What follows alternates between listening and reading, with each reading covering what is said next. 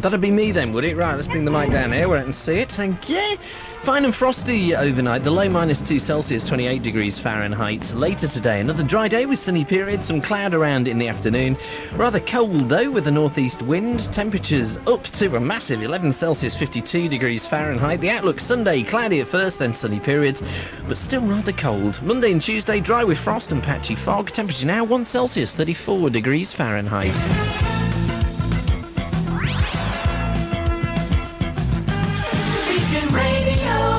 Okie dokie, me old culture lovers. It's the Midnight Line on Beacon and WABC. 754-123 in Wolverhampton, 236-235 in Shrewsbury, and it is Plank of the Month. Yes, sirree. This only happens, every month, really. And it's your chance to nominate the biggest plank of the past month. Now, heaps of nominations, I would have thought. What you do is you nominate your plank of the month, and then see if anybody else agrees with you. That's simple. Couldn't be more simple, really, could it? Person with the most votes, or organisation with the most votes, or whatever with the most votes at the end of the night, wins the Plank of the Month coveted letter. I have it here.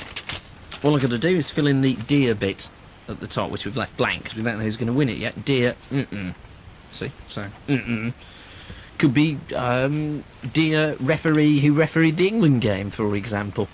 Should he be Plank of the Month? If you feel he should be Plank of the Month, you give us a call and you nominate him. 754-123 in Wolverhampton, 236-235 in Shrewsbury.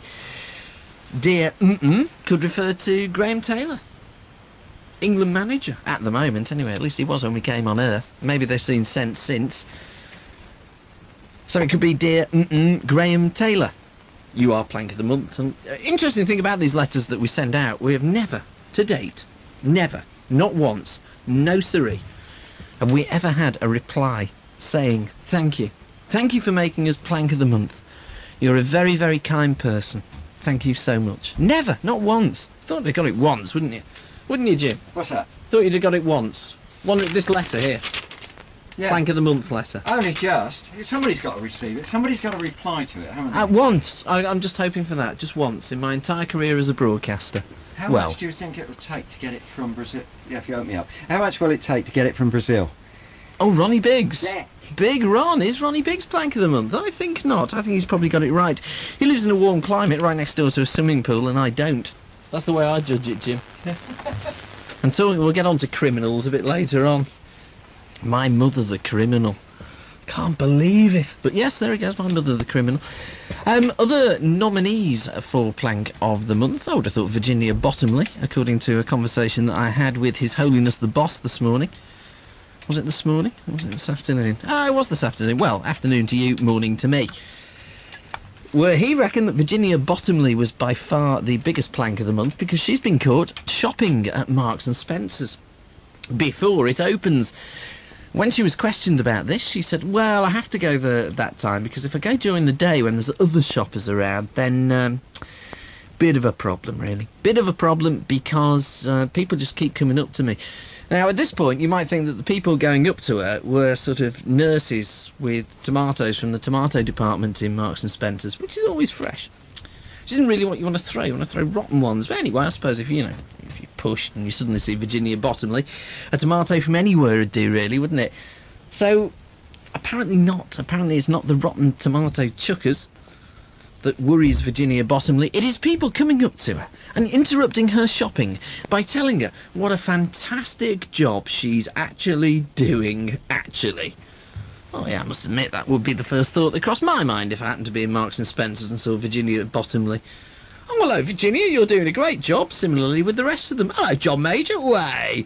Chancellor of the Exchequer, fantastic to see you. Love the idea about putting VAT on domestic fuel. A real winner, sir, if you don't mind me saying. Of course we'd all do that.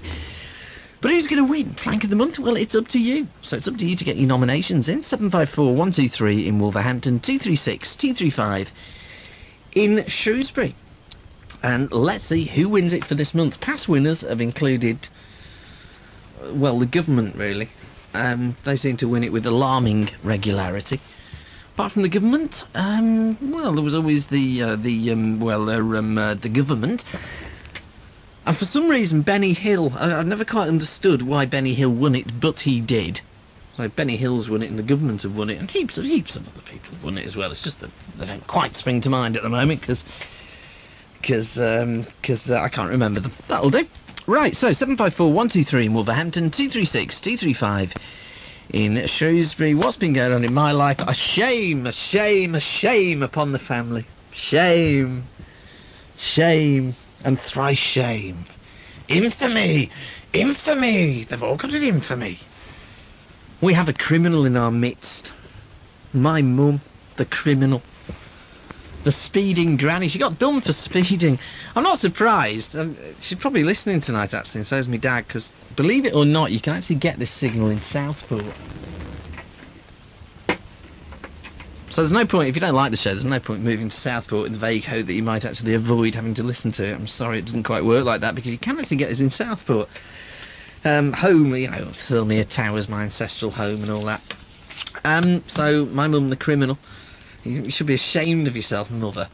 And you certainly should not, excuse me for putting you right, you should not have taken the flippant tone you took on my answering machine, calling yourself the speeding granny. I'll let you into a little secret. There's one day, my mother was coming to visit me and she didn't know the way, so I said that I would meet her on the Bridge North Road. And so I said, well, there's this big garden centre, you can't miss it. Well, the pet shop attached to it is called Doolittle's. I think it's called Garden World or something. So I said, I'll wait in there on my motorbike. Anyway, my mother didn't see it. She went cruising past. And I chased her at speeds, sometimes exceeding the speed limit, probably. All right, between you and me, between 70 and 80, you know, hitting the bends. Could I catch her? Could I heck? So, Diamond Lil, speeder of this parish, she's had her wings clipped by the old Bill. And I think you should take a more responsible attitude to this, mother. I really do. You set me a very bad example. Very bad example. Okie dokie, plank of the month. You very naughty woman, mother. Plank of the month. Let's see who's going to open with the, what do you call them, nominations? It's Brian. Good morning. Hello, Brian. Do we have a Brian in the house? No, we don't. Well, isn't it just typical full switchboard and I don't have a Brian? So, what we'll do